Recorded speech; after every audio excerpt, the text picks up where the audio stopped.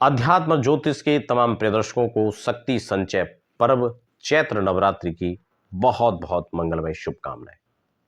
अग्रिम शुभकामनाएं आपको नवरात्रि की। नवरात्रि कब आ रही हैं, दुर्गाष्टमी कब पड़ेगा, नवमी कब पड़ेगा, नवरात्रि पूजा का समय क्या रहेगा, कलश स्थापना का समय क्या रहेगा, क्या मुहूर्त रहेगा, किस विधि से आप जो है कलश स्थापन करेंगे, किस मुहूर्त में करेंगे, साथ ही साथ आप जो है संकल्प कैसे करें और किस तरह से जो है ये नवरात्रि अनुष्ठान संपन्न करें, इसकी डिटेल में आज चर्चा रहने वाली है। नए दर्शक हैं, चैनल पर पहली बार विजिट करें तो चैनल को सब्सक्राइब करके बेल आइकन प्रेस कर लीजिए ताकि आने वाली अपडेट्स, चाहे वो अध्यात्म ज्योतिष वास्तु या तमाम इसी प्रकार की इंफॉर्मेटिव चर्चाएं हो, वो आपको सब तमाम समय समय से मिल सके। आज हम नवरात्रि के इस विशेष बेहद खास कार्यक्रम को अगर हम शुरुआत करें तो ये एक बार जनमे जी ने, देवी भागवत का प्रसंग है, जनमे जी ने व्यास जी से इस नवरात्रि पूजा विधान को पूछा था और उसी श्लोक के साथ मैं इस कार्यक्रम को आपको समर्पित कर रहा हूं। जनमे जी ने यहां पर पूछा कि नवरात्रे तो संप्राप्ते किम कर्तव्यम द्विजोत्तमम। हे महामुनि, हे द्विजोत्तम, हे मुनि श्रेष्ठ, आप मुझे ये बताइए कि नवरात्रि की जो पूजा है, नवरात्रि तो संप्राप्ते किम कर्तव्यम, क्या क्या ऐसे काम हैं जो नवरात्रि में करने चाहिए, कैसे नवरात्रि यज्ञ अनुष्ठान को संपन्न करना चाहिए, और साथ ही साथ किम फलम खलुस्तत्र विधि कार्यो महामते, क्योंकि बिना फल के तो कोई काम होता नहीं है। तो किम फलम, साथ ही साथ कस्तत्र विधि, उसकी विधि क्या है, कैसे उसको करना चाहिए, ये सब आप मुझे बताइए। तब यहां पर व्यास जी ने कहा कि देखिए, वैसे तो हमारे यहाँ 4 प्रकार के नवरात्र होते हैं जो आप सब समझते हैं, लेकिन कहा शरद वसंत नामानो दुर्गामो प्राणयाम्यः तस्मात् इदम कार्यम सर्वत्र शुभम इच्छितः। जो व्यक्ति हर प्रकार से अपना सर्वत्र कल्याण चाहता हो, वो शरद और वसंत यानी चैत्र और शारदीय नवरात्र जो होते हैं, 2 नवरात्रों को विशेषकर करना चाहिए।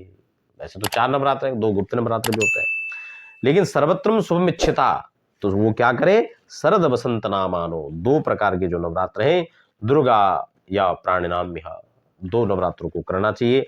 नवरात्र की विधि का अमावस्याम तो समप्राप्य संभारम कल्पेच्छुद्वम हाविष्यम चासनम कार्यम एक मुक्त तदिदिने। ये अमावस्या से ही अनुष्ठान का शुभारंभ हो जाता है, यानी उसके नियमों में अमावस्या के दिन से ही हमारी तैयारियां शुरू हो जाती है, उसी दिन से हम अपने नियम संयम को शुरू कर देते हैं।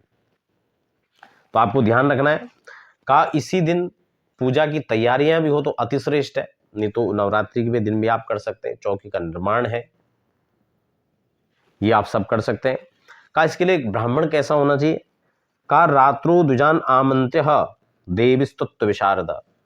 एक तो वो भगवती की पूजा उपासना में जो है कुशल हो, और दूसरा वह इसमें जो है उनको एक रात्रि पूर्व ही उनको निमंत्रण देकर अपने यहाँ उनकी पूजा अर्चना करें, उनको भी बुलाएं। प्रातः काल उनके निर्देशन में स्नान पूजा आदि करके आप इस कार्य को आगे बढ़ाएं।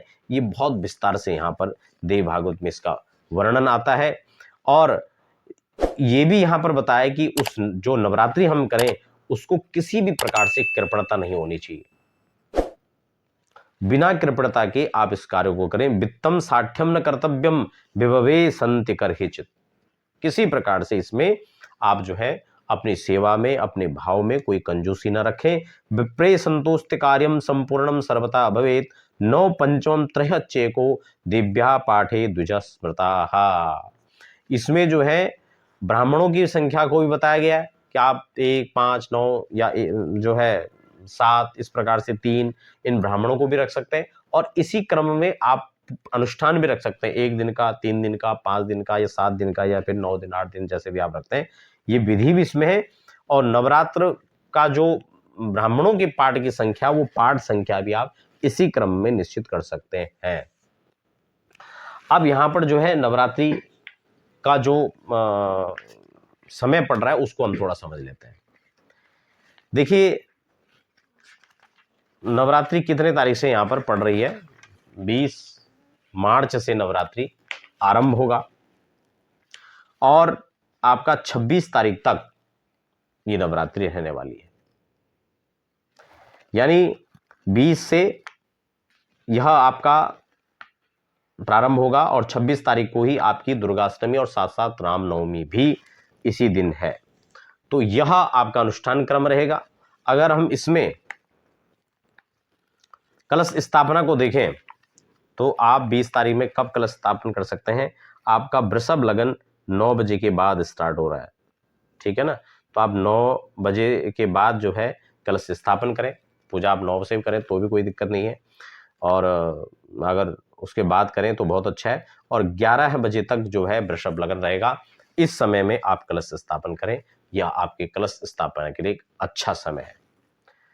स्पष्ट हो चुका है। रामनवमी का भी और दुर्गाष्टमी का भी 26 का आपको बता दिया है।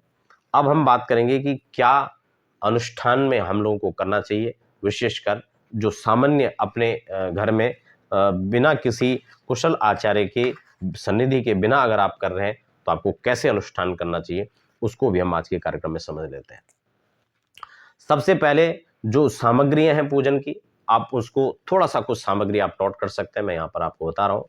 आप रोली है, मौली है, धूप, दीप, चंदन, एक आप कच्चा नारियल, फूल, पत्र, पुष्प, मिठाई, ये सब कुछ सामग्रियां जो आप भोग लगाना है, पूजा पाठ, वस्त्र आदि माता के, ये सभी सामग्री आप एक दिन पूर्व में एकत्रित कर लें, या फिर आप तत्काल उस दिन सुबह भी कर सकते हैं, क्योंकि समय पर्याप्त है आपके पास में।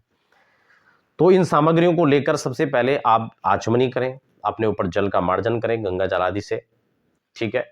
और अगर आप पंचांग पीठ का निर्माण करना आपको आता है तो बहुत अच्छी बात है, नहीं है तो आप गणेश अंबिका का पूजन सबसे पहले करें।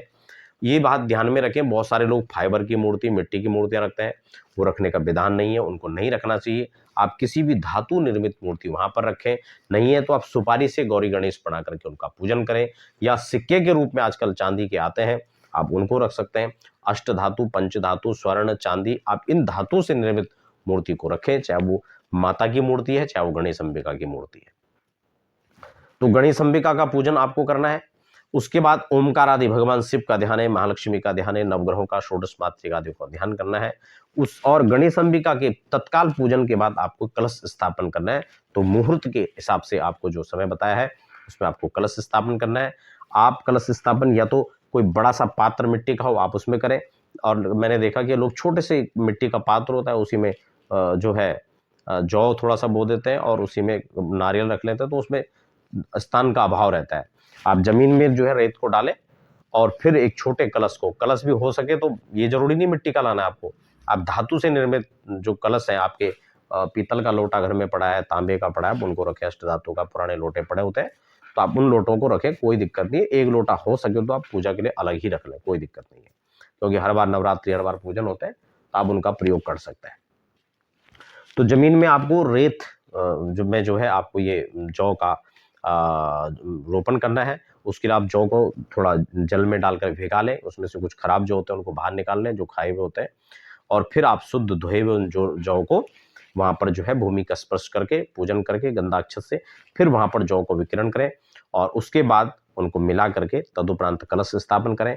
कलश के ऊपर आप गंधाक्षत, पुष्प, सुपारी, एक जो है सिक्का, नवरत्न, पंचरत्न, जो भी आपके पास जैसी व्यवस्था है आप उनको उसमें डालें। थोड़ा हल्दी डालें, हल्दी की गांठ है तो आप उसको डाल सकते हैं। पंचपल्लव आप लगाएं, पंचपल्लव में आपको आम के पत्ते, पीपल के पत्ते, अगर सब मिलते हैं बड़ा आदि के तो ठीक है, लगा सकते हैं, नहीं है तो जहां पर आम के पत्ते सुलभ होते हैं वो आम के पत्ते लगा लें। कहीं आम सुलभ नहीं है तो आप अशोक के पत्ते लगा सकते हैं। तो जो भी पत्र आपको मिलता है वो पंचपल्लव के रूप में आप लगा सकते हैं। फिर उसको, उसके ऊपर आप एक प्लेट में, एक कटोरी में चावल भर के रखें, पूर्ण पात्र, और उसके ऊपर जो नारियल है, कच्चा नारियल, उसमें आप जो है वस्त्र लपेट करके रखें। मैंने इनके लिए अलग अलग विधि के द्वारा इसके जो वीडियोस हैं वो बना रखे, आप उनको भी जाकर देख सकते हैं। और ऐसे आप उसको जो है रखें। उसका जो नारियल का मुख है वो हमेशा अपनी तरफ रखना चाहिए। कई लोग खड़े करके रखते हैं, कोई दाएं बाएं आगे पीछे रखते हैं, वो विधि नहीं है। सम्मुखम नारिकेल फलम उसका लिखा हुआ है, तो उस हिसाब से आप उसको रखें। गौरी गणेश का पूजन हो गया, आपका कलश स्थापन हो गया, माँ भगवती का, नवग्रह आदि का सबका स्मरण करके संक्षिप्त जैसा भी पूजा विधि आप समझते हैं। हालांकि एक ही वीडियो में सब चीज़ें बताना बहुत मुश्किल हो जाएगा, मैंने अलग अलग पूर्व में इसकी वीडियोस बनाए, आप जाके देख सकते हैं, उस रूप में भी कर सकते हैं। और फिर माँ भगवती का आप पूजन करें, संक्षिप्त में पाद्य अर्घ्य के द्वारा दूध से अभिषेक करें। श्री सूक्त आपको आता है तो श्री सूक्त से पूजन अभिषेक करें, और पूजन अभिषेक के बाद माता को वस्त्र आदि पहनाकर गंध अक्षत पुष्प से उनका पूजन करें, फूल माला उनको पहनाएं, जो भोग आपके पास है भोग लगाएं, तांबूल पत्र जो है माता को मीठा पान चढ़ा सकते हैं, कुछ दक्षिणा आप चढ़ाएं और फिर अंत में पुष्प से प्रणाम करके भगवती की स्तुति करें। जो भी स्तुति, जो भी स्तोत्र आपको आते हैं, नमंत्रम नो यंत्रम, वो वाला स्तोत्र आप कर सकते हैं, या और भी कोई श्लोक आपको, कोई मंत्र आपको आते हैं, आप उनको कर सकते हैं। पाठ की बात है तो चंडी पाठ तो स्वाभाविक आप नहीं कर पाएंगे, किसी ब्राह्मण को इस संयोग से आप पाठ करवा लेते तो अच्छी बात है। नहीं करा पाते हैं, प्रस्तुतियाँ नहीं है या व्यवस्था नहीं है या विचार नहीं है या नहीं करवाना चाहते, तो आप खुद भी जो है किसी मंत्र का, इस शक्ति संचय का प्रभव है, आप जो है माता के निवारण मंत्र को जप सकते हैं। आप ओम सर्वाबाधा विनिर्मुक्तो नान्य शोधान्विता मनुष्यो मत प्रसादेन भविष्यति न संशय, ये बहुत अच्छा उत्तम श्रेष्ठतम मंत्र है, आप इसका मंत्र जप सकते हैं। कुंजिका स्तोत्र पाठ कर सकते हैं और अंत वाले दिन आप हवन और कन्याओं का पूजन और ब्राह्मण भोज के साथ अपने यज्ञ को संपन्न कर सकते हैं।